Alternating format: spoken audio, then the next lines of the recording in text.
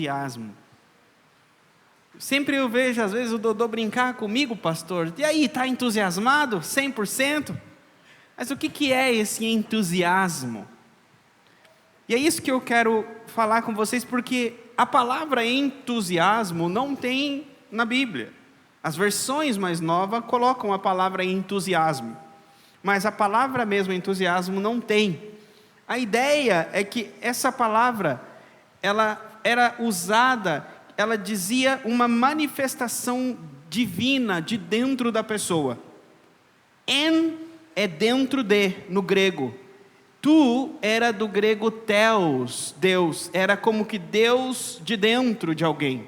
Então era uma inspiração divina, era alguém ter Deus dentro dele e mover-se, falar devido a essa presença e manifestação divina. Com o passar do tempo, essa palavra, ela veio para nós, como nós a usamos hoje, é alguém que tem uma, vamos dizer assim, uma animação em fazer as coisas. É apaixonado, tem um fervor para fazer as coisas. Estar entusiasmado é o contrário de estar desanimado. Estar entusiasmado é estar desejoso de fazer algo. É você dormir com aquela ansiedade de fazer aquilo, porque você está entusiasmado. Eu lembro quando eu era, nunca mais vou esquecer, eu era criança, devia ter uns 5 anos, mas me falaram que iam me levar num pesqueiro. Queridos, eu lembro até hoje que eu não consegui dormir, que eu ficava pensando no lago, nos peixes. No outro dia, e ele falava assim, nós vamos sair cedo. No outro, eu passei a noite em claro, pensando no pesqueiro. É como que o pensamento de estar lá tomou a minha mente de tal forma que eu não consegui nem dormir. Pode-se dizer sim que essa criança estava entusiasmada para ir naquele pesqueiro. É isso que o entusiasmo faz com a gente. Só que na Bíblia essa palavra não usa essa palavra entusiasmo. A Bíblia ela vai usar a palavra zelo, fervor espiritual. Pode colocar na tela Romanos, eu estou na King James, pode colocar Romanos 12, 11.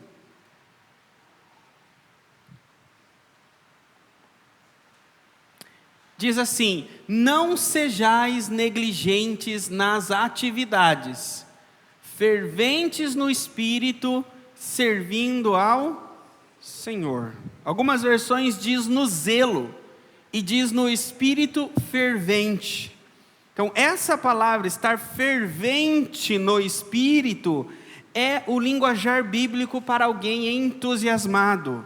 Então o entusiasmado espiritual, ele está espiritualmente fervoroso. Queridos, alguém espiritualmente fervoroso não significa religioso. Tem pessoas que a gente olha e fala assim, nessa pessoa é espiritualmente fervorosa. Olha como ela se dedica, olha como ela jejua, olha como ela ora, mas ela está apenas sendo religiosa, ela está apenas fazendo algo humano. Por quê? Porque o interior dela, como os fariseus, pode ser para ser vista pelos homens. Eu quero que as pessoas vejam como eu sou dedicado. Eu quero que as pessoas vejam como eu sou espiritual. Eu quero que as pessoas vejam como eu ensino bem a palavra de Deus. Como eu sou paciente, como eu sou bondoso. Ou seja, eu quero que as pessoas me vejam e falam, uau, que espiritualidade. Que pessoa de Deus é essa? Então aí você já jogou fora tudo aquilo que você fez, é religião. Isso se chama religiosidade. Jesus disse, aquilo que a sua mão direita fizer, a sua mão esquerda não deve saber. Ou seja, as nossas atitudes justas, as nossas ações espirituais devem ser feitas não para serem vistas pelos homens, mas para serem vistas por Deus e por seres espirituais.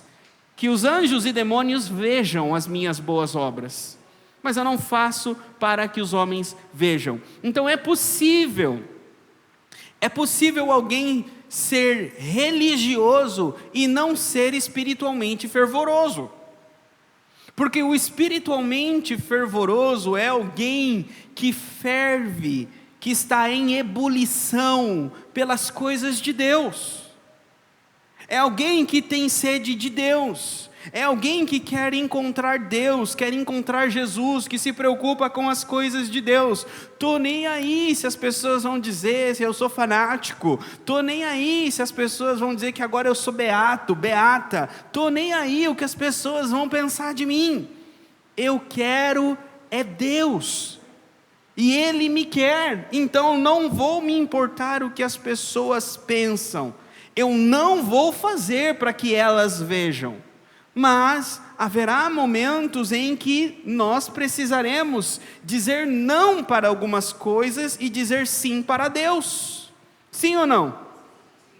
Então é nesse momento que nós vamos mostrar o nosso fervor espiritual. Outra coisa, o fervor espiritual é para a obra de Deus. 1 é para Deus e 2 é para com a obra de Deus.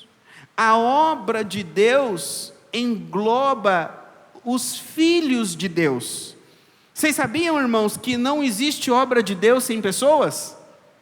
A maior obra de Deus é restaurar a criação, animais e terra ou homem? Então não existe obra de Deus sem filhos de Deus, e não existe filhos de Deus sem pessoas. Então, se o nosso fervor é para com a obra de Deus, deve envolver os filhos de Deus, deve envolver as ovelhas de Jesus, o povo de Deus. Vocês lembram, o apóstolo Paulo disse o seguinte: eu completo no meu corpo os sofrimentos pela igreja do Senhor Jesus Cristo. Paulo não estava dizendo que ele estava sofrendo para salvar a igreja já foi salva, mas o que ele estava dizendo é que ele entregou a vida dele, o tempo dele, o corpo dele, para alcançar a igreja de Jesus. Paulo investiu tudo o que ele tinha para tirar as pessoas do reino das trevas e levar elas para o reino maravilhoso da luz. Paulo entendeu que o maior investimento da vida dele que ele poderia fazer não era em fundos imobiliários, não era em uma casa, não era em um carro, não era em nada de um projeto social, de futebol, de boxe. Nada disso tem retorno eterno. Tudo isso são bens terrenos, humanos e passageiros. Paulo entendeu: eu vou investir tudo que eu tenho, a ponto de que se eu fiz um mau investimento, eu desperdicei a minha vida. Sabe o que ele disse? Ele disse: olha, eu sofri naufrágios pelo reino de Deus, pelas pessoas, pela igreja. Eu fui chicoteado 5 vezes por causa da igreja. Eu fiquei sem comer, sem dormir, para fazer a igreja de Jesus expandir. Eu sofri privações pela igreja de Jesus. Paulo está dizendo: eu escolhi um estilo de vida dedicado ao reino de Deus, que se essa coisa de Jesus não for verdade, essa coisa de Jesus for apenas uma lorota, eu desperdicei a minha vida. Mas, se é verdade, se Ele veio e Ele morreu e há um reino, eu investi a minha vida por completo. Então, a vida fervorosa é uma vida dedicada. A vida fervorosa é uma vida que pensa no reino de Deus. Não é uma vida que negligencia as coisas do mundo. Tem pessoas que pensam no reino de Deus e negligenciam. Negligenciam a casa, negligenciam o casamento, negligenciam o trabalho. Não estou dizendo para negligenciar, eu estou dizendo para priorizar. O fervoroso, ele prioriza. Então, como como priorizar sem negligenciar. Isso é o que cada um de nós devemos colocar na balança. Que muitas das vezes nós negligenciamos o reino de Deus e priorizamos as coisas do mundo com a desculpa de não negligenciar as coisas do mundo. Nós vamos chegar lá. Então essa palavra fervoroso é isso, é estar animado, em ebulição. Vocês lembram? Em Apocalipse capítulo 3, versículo 14, João está falando sobre a igreja de Laodiceia, e ele vai falar aquelas famosas palavras sobre ser quente, frio e morno. Apocalipse 3, versículo de número 15, diz assim: eu conheço as tuas obras, que não és nem frio e nem quente. Eu gostaria que fosses frio ou quente. Então, como tu és morno, e nem frio e nem quente, vomitar-te-ei da minha boca. Jesus está falando ao pastor da igreja de Laodiceia, e é uma palavra que representava a igreja de Laodiceia. A primeira coisa é: eu conheço as tuas obras. É como que tipo assim, sabe como a gente dá desculpa por ser morno? Mas não deu, foi corrido, estava difícil, foi complicado, não deu hoje. Eu penso que todos os mornos vão dar essa desculpa no céu. Até eu, quando quero agir como morno, eu dou uma desculpa. Não tenho coragem de dar para Jesus, mas para os homens eu falo. Mas Jesus está dizendo: eu conheço as tuas obras. Ele está dizendo: para mim você não mente, para mim, a mim você não engana. Você não pode falar para mim que você não conseguiu ser quente. Você não pode falar para mim que você não conseguiu ser frio, porque eu conheço as tuas obras. Eu sei das tuas capacidades que você podia fazer e não fez, e eu sei das tuas capacidades que você não podia, e você se esforçou e fez. Eu conheço as tuas obras. E ele diz: você é morno. E ele está dizendo: eu gostaria que você fosse frio ou quente. Já pensou Jesus falando o seguinte: eu gostaria que você fosse frio. Eu nunca preguei isso, e eu nunca vi um pastor pregar que Jesus gostaria que a igreja fosse fria. A gente sempre quer uma igreja quente, não é? Fervorosa. Mas Jesus está dizendo o seguinte: entre ser morno e frio, eu prefiro que você seja frio. Jesus está dizendo: eu gostaria que você fosse frio ao invés de morno. Claro que o quente é o mundo ideal. O quente é o ideal que Jesus quer. Mas entre morno e frio, Jesus prefere que seja frio. O morno, ele é um entusiasmado disfarçado. Então eu quero falar com vocês disso. O disfarce do entusiasmo é o morno. E enquanto eu estava meditando nessa palavra, Jesus trouxe ao meu coração a parábola do banquete que está em Lucas 14. E é ela que eu quero pensar com vocês até o final dessa palavra. Lucas 14, versículo de número 15.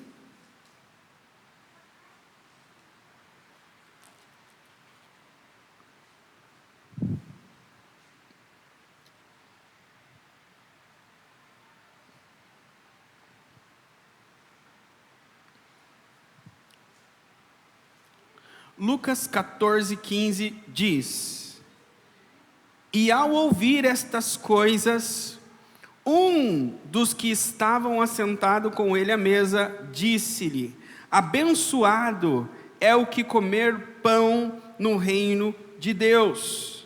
Então ele lhe disse: certo homem fez uma grande ceia e convidou a muitos, e enviou seu servo na hora da ceia para dizer aos convidados: vinde, pois todas as coisas estão preparadas. E todos, em consenso, começaram a dar desculpas. O primeiro disse-lhe: eu comprei um pedaço de terra e preciso ir vê-lo. Peço que me desculpes. O outro disse: eu comprei 5 juntas de bois e vou examiná-las. Peço-te que me desculpe. E o outro disse: casei-me e, portanto, não posso ir. E, vindo aquele servo, anunciou estas coisas ao seu senhor. Então, o dono da casa, irritado, disse ao servo: sai depressa pelas ruas e becos da cidade e traze aqui os pobres, e os aleijados, e os coxos, e os cegos.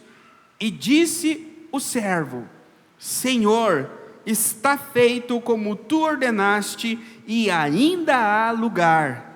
E disse o Senhor ao servo: sai pelas estradas e sendas, e obriga-os a entrar, para que a minha casa possa estar cheia. Porque eu vos digo que nenhum daqueles homens que foram convidados provará a minha ceia. O contexto dessa história, né, chega um homem para Jesus e ele lança uma palavra, dizendo: olha, feliz aqueles que comerem pão no reino de Deus. É como que feliz aqueles que participarem no churrasco de Jesus. Sabe aquele churrasco que a gente gosta de fazer no domingo, irmãos?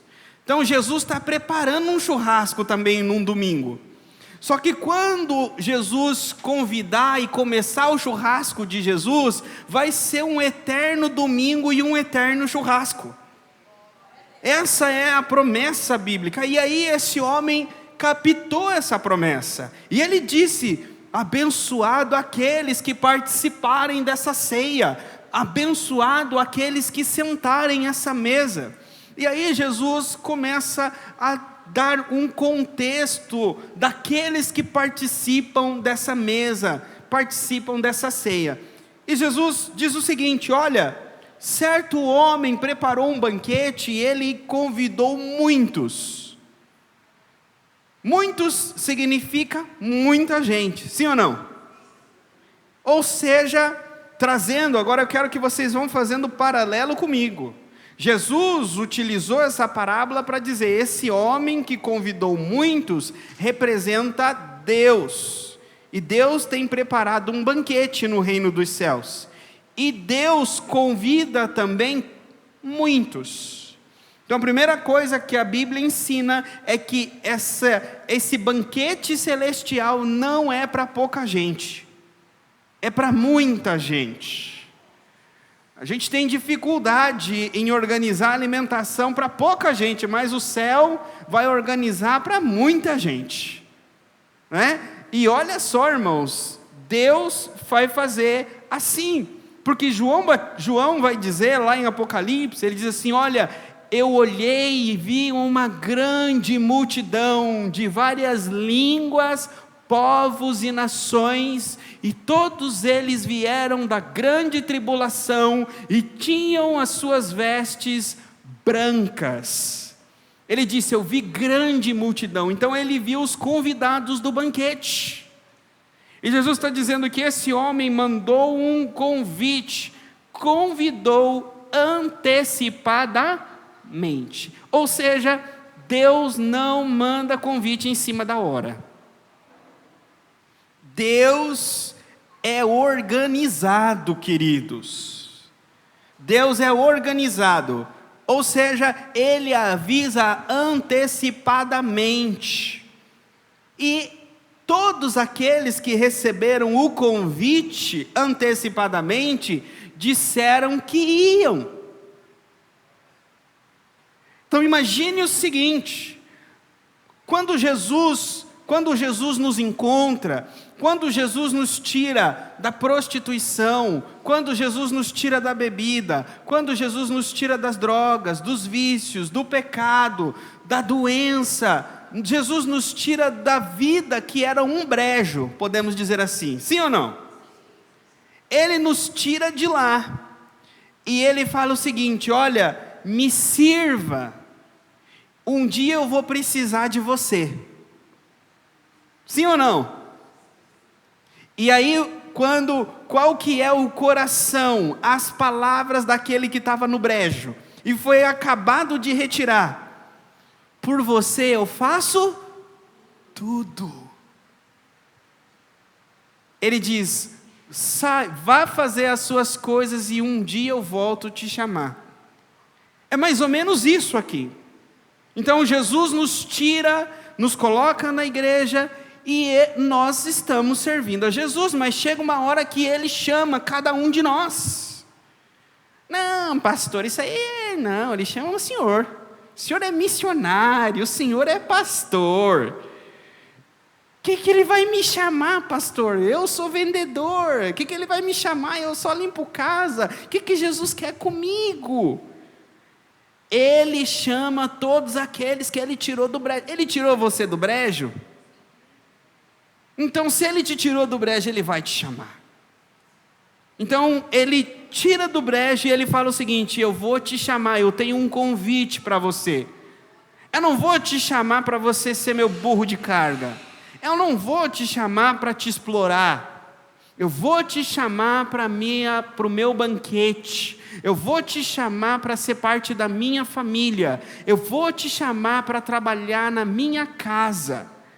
Você será recebido nos meus portões celestiais. Os meus servos, anjos e arcanjos vão te receber como um convidado ilustre. Você vai entrar na minha casa porque você vai morar comigo. Você vai servir na minha casa.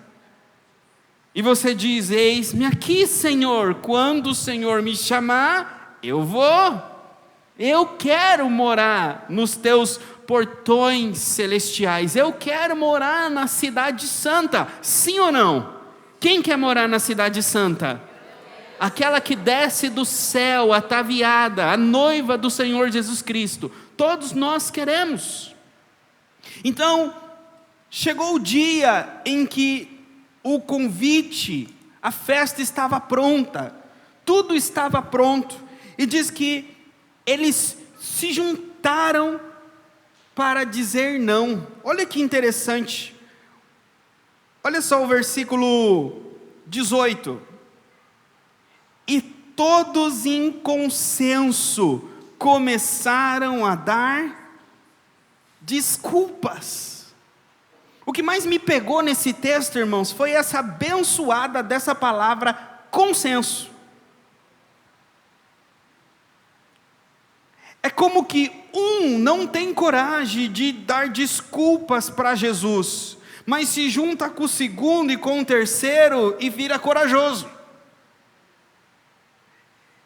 Um não quer ir, o outro conversa com o outro e fala assim: rapaz, eu também não estava com vontade de ir. Um não tinha coragem de dizer que não queria ir, mas conversa com o outro que diz: eu também não estava com coragem. E aí, aqueles dois acham mais um que não tinha vontade, e conversa com esse, agora são 3 que não têm vontade de ir. E aí eles falam assim: e aí, o que vamos fazer? Vamos inventar uma desculpa. Eu vou falar que eu comprei um terreno, que eu comprei um campo e eu não posso ir. O outro fala assim: eu vou falar que eu comprei 5 juntas de boi e eu não posso ir. E o outro fala assim: eu vou falar que eu casei. Aí a gente diz: aí a gente não vai. Beleza? Beleza. E aí vai o servo e fala para eu não posso ir. Por quê? Porque eu comprei um campo e preciso ir lá olhar. Irmãos, hoje a gente tem internet, não tem? Alguém hoje compra uma casa ou um terreno sem olhar? Tem alguém que fala assim: eu tenho um terreno, quer comprar? Quero, tal dinheiro. Aonde é? Depois eu vejo. Toma o dinheiro, deposita. Vocês são assim? Aí você vai lá na barroca e o terreno é só descida. Não, ninguém compra um terreno sem antes olhar, não é? Agora esse abençoado aqui falou que tinha comprado e precisava olhar. Ou seja, desculpa, ele não queria ir. Aí o outro fala assim, eu comprei 5 juntas de boi e também preciso experimentar. Alguém compra um carro sem antes andar com ele, sem experimentar, sem ouvir o motor, sem levar no mecânico de confiança? Tem alguém rindo, deve ter alguém que andou fazendo essa besteira, mas não faça. Não faça isso. Não se pode. É necessário primeiro experimentar. Primeiro a gente experimenta, nem casar a gente casa. Primeiro você não conhece a pessoa? Claro que tem gente experimentando demais antes de casar hoje em dia. Mas primeiro você conhece. No casamento bíblico se experimenta o caráter primeiro. Casamento dura por caráter, casamento dura por integridade, casamento não dura por outras coisas. Não é se beija bem, não é se tem outras coisas que são boas, que faz o casamento durar. Porque essas coisas sempre tem um que é melhor. Tem um que beija melhor, tem outro que tem mais corpo, tem outro que tem mais dinheiro. Nada faz o casamento durar, é caráter e amor. Por isso que a Bíblia diz até que a morte separe. Mas nesse texto então, fala que um comprou sem experimentar. Não experimentou as juntas de boi. Mentira! Então eles estão dando desculpas esfarrapadas. Sabe as desculpas esfarrapadas que a gente dá para não fazer a obra de Deus? Mas eu não consigo. Senhor, tem gente melhor do que eu. Senhor, eu não tenho formação. Senhor, eu não posso. Sabe, a síndrome de Moisés, que ficou ali com Deus dizendo, Senhor, eu tenho a língua pesada, Senhor, eu não posso. Chegou uma hora, irmãos, que Deus perdeu a paciência com Moisés. Irmãos, deixa eu dizer uma coisa para vocês, com muita experiência e muito amor pastoral. A gente não consegue convencer Deus quando Ele escolhe a gente. Do contrário. Não tente, irmãos. Eu já tentei. É perda de tempo. Quando Deus escolhe você, não adianta você tentar convencer Ele que Ele estava errado em te escolher. Não adianta você tentar dizer para Ele que não é você a pessoa. Não adianta você fazer como Jonas, ir lá para o lado de Tarso, ir para o outro lado, fugir. Vai chegar uma hora que você vai estar onde? Onde Deus queria que você estivesse. Por quê? Porque quando Ele te tirou do brejo, você falou o que para Ele? Conta comigo. Não é assim? Aquele bonequinho que tem no stick que faz assim? Conta comigo, Senhor. Estou aqui. Ele gravou. Mas aonde está o falso, como eu disse para vocês, o falso entusiasmado? Essas pessoas aqui são falsos entusiasmados. Eles disseram, eu faço com entusiasmo, mas chegou na hora, não fizeram. Obediência não é opcional. Fazer a obra de Deus não é opcional. É pensar assim, hoje é domingo, dia de culto, talvez eu vá, talvez eu não, é uma opção. Não é opção. Trabalhar para o teu crescimento espiritual não é uma opção, é uma obrigação, é uma ordem. Hebreus 10, 25, coloca na tela por favor, Hebreus 10, 25. Não abandonando a nossa assembleia, não abandonando o nosso Brasil para Cristo, como é de costume de alguns, antes exortando-nos uns aos outros, e tantos mais à medida que vedes que aquele dia se aproxima. Coloca a NVI, por favor, esse versículo.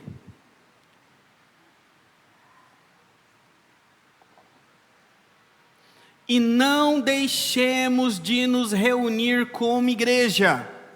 Reunir como igreja não é só culto de domingo. Se você participar de um Gêmeos, você está se reunindo como igreja. Se você ir num culto de quarta, você está se reunindo como igreja. Agora, assistir culto online não é se reunir como igreja.